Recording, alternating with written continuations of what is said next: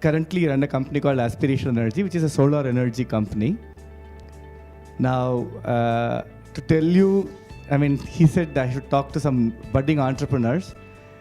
Depending on which side of the bed I wake up, I feel very successful or very unsuccessful. Sometimes on the very successful day, I feel good because what we wanted to achieve in 2000, we have been able to achieve in 2011 to cross 100 crores or a $20 million revenue size in our businesses.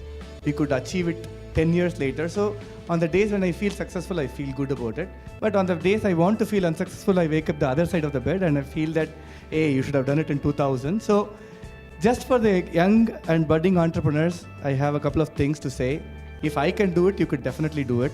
And I'm thinking I can do more, and you can definitely do a lot more. I can certainly say that. Number one. Number two is, in life, a lot of people ask me, how do you find a good team, a good partner, whatever. The one thing that I can say is, find out somebody who's better than you. For me, it is very easy. Everybody else is better than me.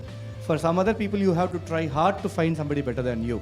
And if you find somebody better than you, engage them as a partner, employee, or whatever, and however you can afford it. In my case, my partner, who has been partner with me for 25 years, is a great person.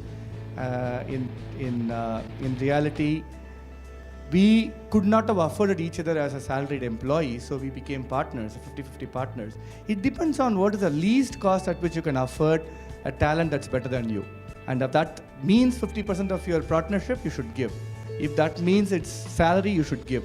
And whatever least affordable, higher talent than you can get is what will get you to success. That's my mantra, number one.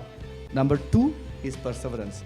Once you find somebody better than you have to keep on convincing that you're contributing something. You may not be actually doing it, but you have to convince that other person that you're contributing something. If it's a team, you should continuously convince them that, yes, you have some stuff that you're bringing to the table.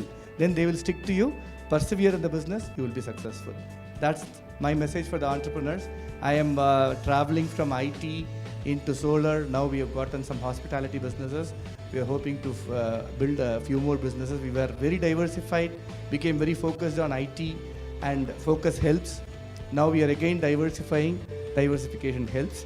So it depends on the situation. Suit yourself, find somebody better than you, and make sure that they believe that you're bringing something to the table. You will be successful. All the best.